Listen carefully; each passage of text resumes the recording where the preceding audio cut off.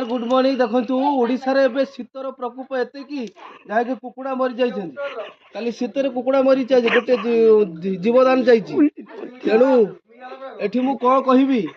शीत वर्तमान 13 degree Celsius मत गुड़ कालुआ मरी मु कहि पारुनी तथापि कहबा पड़छि कारण जने मरी जाइछि कुकुड़ाटी एबे जीवन चली जाइछि तेणु ए दुख काहाकू मु कहबी याकू जदि यार किसी जदि निराकरण न करा जाए तेणु काली आउ भी 2-3टा कुकुड़ा मरी जाय पारंती तेणु ता आगु किछि निष्पत्ति नियंतु नहले प्राय घर घर सब कुकुड़ा मरी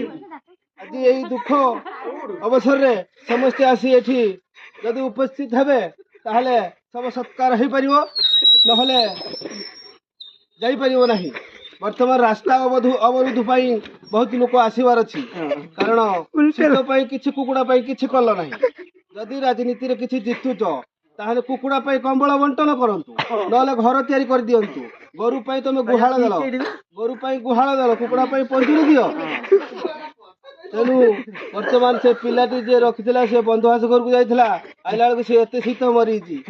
से भारसाम्य हरी खट ऊपर बसी पड़छंती किंतु मु किछि कहि पारुनी कारण वार्ता आसु नाही मोर मन दुख होउची काली जदि कहि था ताले मु मारी खाइ दिथांती आज मरी जे मु खाइ पारुनी